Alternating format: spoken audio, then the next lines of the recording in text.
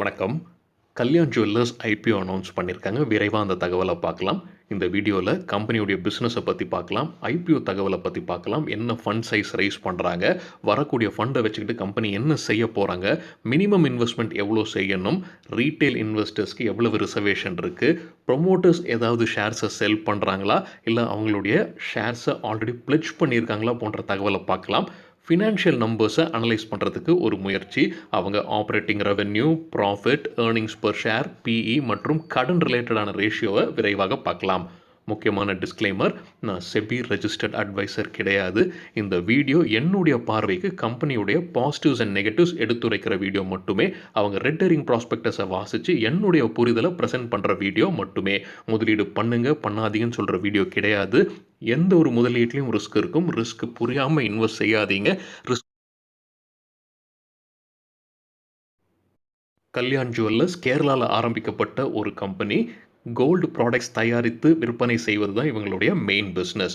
இப்போது அவங்கக்கிட்ட 107 ஷோரூம் இருக்குது இந்தியா முழுவதும். அது மட்டும் இல்லாமல் மிடில் ஈஸ்டில் 30 ஷோரூம்ஸும் இருக்குது இந்த கம்பெனிக்கு. நம்ம நடிகர் பிரபு வர விளம்பரத்தை நம்ம பார்த்துருப்போம். அது மட்டும் இல்லாமல் இந்தியாவில் இருக்கக்கூடிய முன்னணி நடிகர்கள் இந்த கம்பெனியுடைய விளம்பரத்தில் நாம் பார்த்துருப்போம். ஐபிஓ தகவல் விரைவாக பார்க்கலாம். பிரைஸ் ரேஞ்ச் பார்த்தோன்னா ரூ. 86 ரூ. 87 ரூ. Upper band. Lot size 172 units. 172 shares குறைந்தபட்சம் வாங்கணும். அதுக்கப்புறம் மல்டிபிள்ஸ் ஆஃப் 172 வாங்கலாம். ஸோ குறைந்தபட்சம் நம்ம அப்பர் பேண்ட் ரூ. 87 அப்ளை பண்ணுறோம்னா குறைந்தபட்சம் ரூ. 14,964 இதற்காக செலவு செய்ய வேண்டும். சரி, இந்த ஐபிஓ வழியாக ஃப்ரெஷ் இஷ்யூ எவ்வளோ வருதுன்னு பார்க்கும்போது 8000 மில்லியன், அதாவது 800 கோடி ரூபாய். இது அப்பர் பேண்டுக்கு விலை போகுது அப்படின்னா எவ்வளவு ஷேர்ஸ் உள்ள வருதுன்னு பார்த்தோம்னா 91.95 மில்லியன் ஈக்விட்டி ஷேர்ஸ் புதுசாக வருவதற்கான வாய்ப்புகள் இருக்குது. ஆஃபர் ஃபார் சேல் வழியாக, அதாவது ஆல்ரெடி இருக்கிற இன்வெஸ்டர்ஸ் இல்லைனா ப்ரொமோட்டர்ஸ் அவங்க ஷேர்ஸை சிலது செல் பண்ணலாம். அது வழியாக ஃபண்ட் ரைஸ் பண்ண போகிறது 3750 மில்லியன் அல்லது 375 கோடி ரூபாய். இதுவும் அப்பர் பேண்டுக்கு விலை போச்சுன்னா மொத்தம் 43.10 மில்லியன் ஈக்விட்டி ஷேர்ஸ் விலைக்கு வரலாம். ஸோ டோட்டல் ஃபண்ட் சைஸ் பார்க்கும்போது 11,750 மில்லியன் ரூபாய் கலெக்ட் பண்ண போகிறாங்க கம்பெனி, அல்லது 1175 கோடி ரூபாய்கள். இந்த டோட்டலில் அவங்களோட எம்ப்ளாயீஸ்க்கான ரிசர்வேஷனும் உட்படுத்தியிருக்காங்க 20 மில்லியன் ரூபாய் வரைக்கும். IPO time table March 16 open ஆகுது. மார்ச் 18 க்ளோஸ் ஆகுது பிட்டிங். மார்ச் 23 அலோகேஷன் ஆரம்பிக்குது. மார்ச் 24 ரீஃபண்ட் கொடுக்குறாங்க யாருக்கெல்லாம் கிடைக்கலையோ. மார்ச் 25 ஷேர்ஸை கிரெடிட் பண்ணுறாங்க யாருக்கெல்லாம் கிடைச்சிருக்கோ. மார்ச் 26 லிஸ்ட் ஆகிறதுக்கான வாய்ப்புகள் இருக்குது. அதாவது ட்ரேடிங் ஆரம்பிக்கிறதுக்கான வாய்ப்புகள் இருக்குன்னு கம்பெனி தரப்புலேருந்து சொல்கிறாங்க. ப்ரொமோட்டர்ஸ் விவரங்கள். டிஎஸ் கல்யாணராமன் அவர் தான் main promoter, chairman and managing டைரக்டராக இருக்காங்க. அவரோட மகன் நினைக்கிறாங்க டிகே சீதாராம் மற்றும் டிகே ரமேஷ், 2 பேரும் அவருடைய மகன்கள். ஸோ இவங்க தான் மெயின் ப்ரொமோட்டர்ஸ். டிஎஸ் கல்யாணராமன் அவர்கள் கொஞ்சம் ஷேர்ஸை செல் பண்ணுறாரு. அதோடைய விலை மதிப்பு பார்த்திங்கும்போது 1250 மில்லியன் ரூபாய் வரைக்கும் செல் பண்ண போகிறதாக சொல்லியிருக்காங்க. அதே மாதிரி ஹைடல் இன்வெஸ்ட்மெண்ட் லிமிடெட் 2500 மில்லியன் ரூபாய் வரைக்கும் அவங்களுடைய ஷேர்ஸை செல் பண்ண போகிறதாக அறிவிச்சிருக்காங்க. இந்த ப்ரொமோட்டர்ஸ்க்கு வேறு எந்த கம்பெனிலலாம் இன்ட்ரெஸ்ட் இருக்குன்னு பார்க்கும்போது Kalyan Silks, M Star Hotels, Thrissur Securities, Kalyan Developers, Kalyan Enterprises, Kalyan Sarees, Kalyan Textile, Kalyan Dresses போன்ற கம்பெனிலையும் இவங்களுக்கு ஒரு இன்ட்ரெஸ்ட் இருக்குது. ப்ரொமோட்டர்ஸ் ஏதாவது ஷேர்ஸை பிளெட்ஜ் பண்ணியிருக்காங்களான்னு செக் பண்ணி பார்க்கும்போது இது வரைக்கும் எந்த ஷேர்ஸும் பிளெட்ஜ் செய்யப்படவில்லை. அது ஒரு பாசிட்டிவான நியூஸ் தான். சரி, வரப்போகிற ஃபண்டை வச்சுக்கிட்டு கம்பெனி என்ன செய்ய போகிறாங்க? ஆஃபர் ஃபார் சேல் வழியாக வரப்போகிற ஃபண்டு நமக்கு தெரியும். அது அந்தந்த ப்ரொமோட்டர்ஸ்க்கும் இன்வெஸ்டர்ஸ்க்கும் போயிடும், கம்பெனிக்கு வராது. ஸோ ஃப்ரெஷ் இஷ்யூ வழியாக வரப்போகிற ஃபண்டு தான் கம்பெனிக்கு வரப்போகுது. அதை வச்சு கம்பெனி என்ன செய்ய போகிறதாக அவங்க ரெட் ஹெரிங் ப்ராஸ்பெக்டஸில் கொடுத்துருக்காங்கன்னு பார்க்கும்போது அவங்க ஒர்க்கிங் கேபிட்டல் ரிக்குவயர்மெண்ட்ஸுக்கு தான் பெரும்பாலும் பணத்தை ஒதுக்க போகிறதாக சொல்லியிருக்காங்க. கடன் அடைக்க போகிறாங்கன்ற பற்றியெல்லாம் எதுவுமே சொல்லலை. ஸோ மெயினாக ஒர்க்கிங் கேபிட்டல் ரிக்குவயர்மெண்ட். சரி, ரிசர்வேஷனை பார்க்கும்போது ரீட்டைல் போர்ஷனுக்கு 35% ரிசர்வேஷன் இருக்குது. அது ஒரு பாசிட்டிவான நியூஸ் தான். குவாலிஃபைடு இன்ஸ்டிடியூஷனல் பையர்ஸ்க்கு 50%, நான் இன்ஸ்டிடியூஷனல் போர்ஷன் பார்த்தீங்கன்னா 15% ஒதுக்கியிருக்காங்க கம்பெனி. இப்போ கம்பெனியுடைய ஃபினான்ஷியல் டேட்டாவை அனலைஸ் பண்ணுறதுக்கு முயற்சிக்கலாம். கம்பெனி அவங்க ரெட் ஹெரிங் ப்ராஸ்பெக்டஸில் கடந்த 3 ஆண்டுகளுக்கான ஃபினான்ஷியல் டேட்டாவை கொடுத்துருக்காங்க. அதே மாதிரி இந்த வருடம் ஃபினான்ஷியல் இயர் 2021 உடைய முதல் 9 மாதத்துடைய ஃபினான்ஷியல் டேட்டாவும் கொடுத்துருக்காங்க. விரைவாக பார்க்கலாம். இப்போ ஸ்க்ரீனில் பார்க்குறது கடந்த 3 ஆண்டுகளுடைய ஃபினான்ஷியல் டேட்டாவை கன்சால்டேட் பண்ணியிருக்கிறது. இதில் முக்கியமாக கவனிக்க வேண்டியது அனைத்து நம்பர்ஸும் மில்லியன் ருபீஸில் இருக்குது. இதில் ஒவ்வொரு லைன் ஐட்டம் டீட்டெயிலாக பார்க்குறதுக்கு முயற்சிக்கலாம். ரெவென்யூ ஃப்ரம் ஆப்ரேஷன் பார்த்தீங்கன்னா 2018 19 இறங்கி இருக்கு. 19 இருந்து ஏறி இருக்கு. ஆனால் 2018 இருந்த ரெவென்யூ 2020 வரல. இதில் கொரோனாவும் ஒரு சின்ன பங்கு ப்ளே பண்ணியிருக்கலாம்.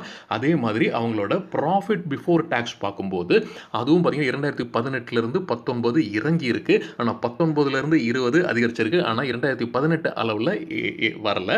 அதே மாதிரி ப்ராஃபிட் ஆஃப்டர் டேக்ஸ் பார்க்கும்போது 2019 மைனஸில் இருந்திருக்காங்க, நஷ்டத்தில் இருந்திருக்காங்க.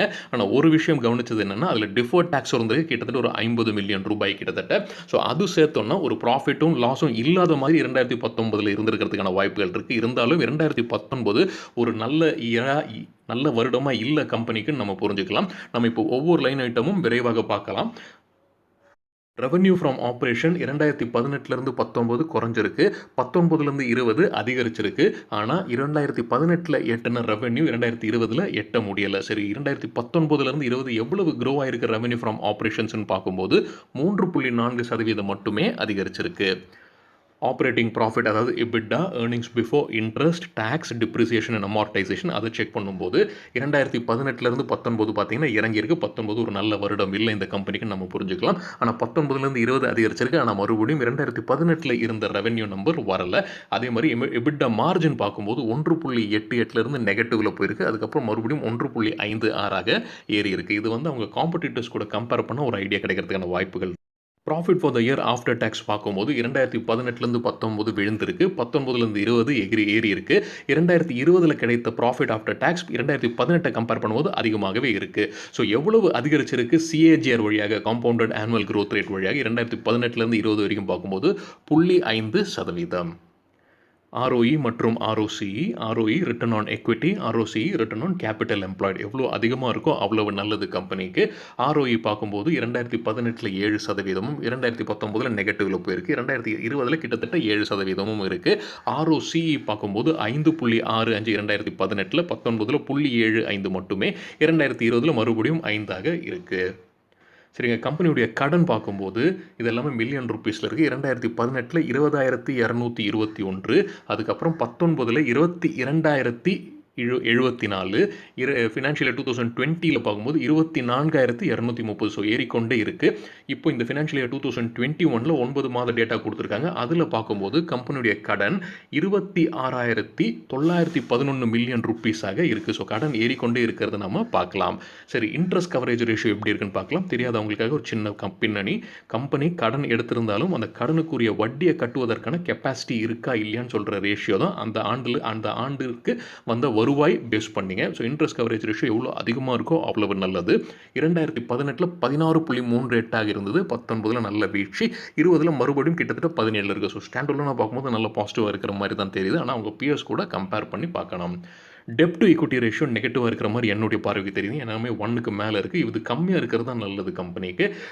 2018 ஃபினான்ஷியல் இயரில் 1.03, 2019 1.1, 2020 1.12. இப்போ கடன் இன்னும் அதிகரிச்சிருக்கு. ஸோ இது இன்னும் அதிகரிக்கிறதுக்கான வாய்ப்புகள் இருக்குது இந்த ரேஷியோஸ். அதே மாதிரி டெப்ட் டு அசெட் ரேஷியோவும் எவ்வளோ கம்மியாக இருக்கோ அவ்வளோ நல்லது. இதுவும் ஏறிக்கொண்டே இருக்குது 2018 20. இப்போ மறுபடியும் கடன் அதிகரிச்சது வச்சு இப்போ டேட்டா கேல்குலேட் பண்ணால் திருப்பியும் இது அதிகரிக்கிறதுக்கான வாய்ப்புகள் இருக்குது. ஸோ இதுவும் ஒரு நெகட்டிவ் நியூஸாக நம்ம பார்க்கலாம். ஏர்னிங்ஸ் பர் ஷேர் இது நான் கேல்குலேட் செய்யல. அவங்க ரெட் ஹெரிங் ப்ராஸ்பெக்ட்லேருந்து எடுத்திருக்கிறது. 2018 1.7, 2019 மைனஸில் இருக்குங்க. 2020 மறுபடியும் 1.7 இருக்குது.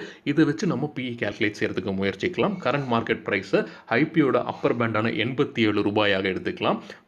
ஏர்னிங்ஸ் பர் ஷேர் அவங்க ரெட் ஹெரிங் ப்ராஸ்பெக்டஸில் 1.7 கொடுத்துருக்காங்க. ஸோ இதை வச்சு பிஇ கேல்குலேட் செஞ்சோன்னா 51.2 வருது. இது before IPO. After IPO calculate செய்யணும். ஏன்னா ஷேருடைய எண்ணிக்கை அதிகரிக்குது. ஸோ ஏர்னிங்ஸ் பர் ஷேர் மாறும். ஸோ 1.7 இருந்த ஏர்னிங்ஸ் பர் ஷேர் 1.5 குறையுது. இதை வச்சு பிஇ கேல்குலேட் செய்யும்போது ஒரு கிட்டத்தட்ட 56.5 வருது. ஸோ கொஞ்சம் காஸ்ட்லியாக இருக்கிற மாதிரி தான் தெரியுது. ஆனால் அவங்க பிஎஸ் கூட கம்பேர் பண்ணால் நல்லாயிருக்கும்.